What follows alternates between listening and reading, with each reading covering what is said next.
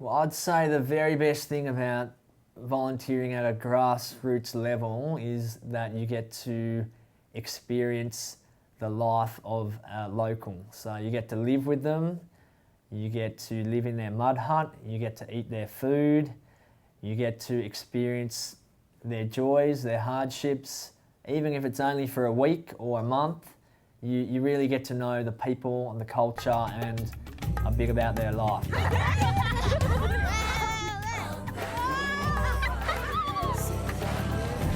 Currently on the roof of a matatu.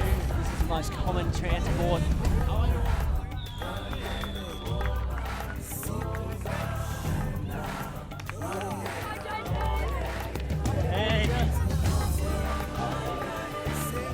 Medical care in Australia is a given, but in developing nations like Kenya, it's a luxury.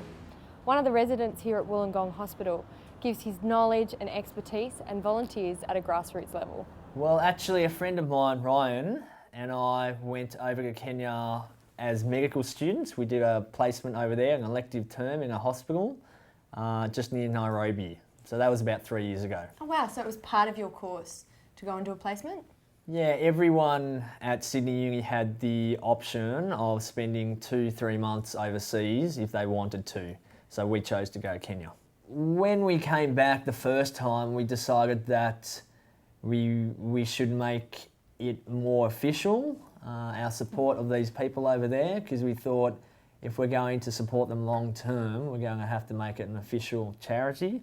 So we went through all the paperwork, which took quite a long time, and we registered as a charity and a not-for-profit organisation, and we've set it up and we've gone through the Australian government now, and we're now tax deductible as well as a charity. Congratulations. So yeah, we hold fundraising events in Australia, and we have a website where you can donate, and all the money from that goes into supporting the projects that we run from the clinic. That's great. Are all the doctors over there volunteers? Well, what we've got over there is a nurse and a clinical officer that work in the clinic all year round. We pay their wages, and they're Kenyan born and Kenyan trained, and they live in the local area actually.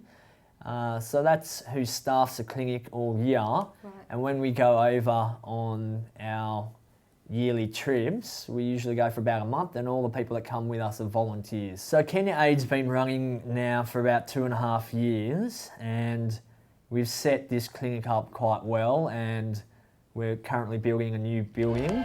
This is our block of land. It's 3/4 of an acre. On the back section here, we're going to be growing crops to make sure we can fund the clinic as much as possible. The clinic's looking pretty good actually. Got the casualty ward, procedure rooms, 2 consultation rooms. So that should be completed by the end of this year, and we should make that move over into that new building.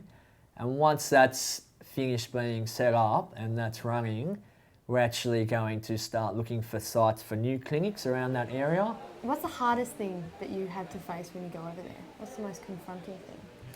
I guess the most confronting thing when you go to a place like that is just the stark difference in cultures and opportunities that we have and that these people don't have. So what we take for granted every day, our healthcare, our education, these people just have no opportunity to access at all from day naught to the day they die. So most of these people have never seen a doctor, most of them haven't gone to school, and they just don't have the opportunities that we've had, and that really hits you. But the infection hasn't gone away, and she really needs to see an ENT doctor and basically have some surgery where they put grommets in the ears, as well as continued antibiotics for quite a long time. The problem is money around here.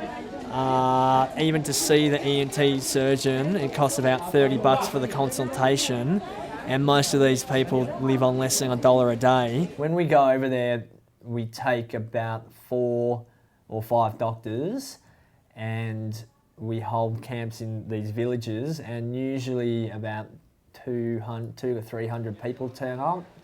How important do you feel it is that people give back and get involved?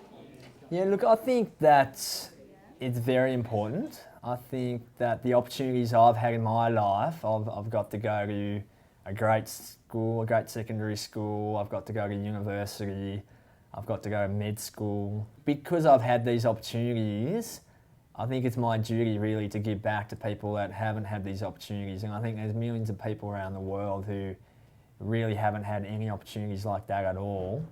And you know, they would love to go to school, they would love to go to university, but they haven't been able to. And I think that if I can offer them something, then I'm going to. So that's why I spend my holidays over there, trying to give back something to people who haven't had that sort of opportunity. Skilled volunteers like James Tong are highly sought after in the not-for-profit sector.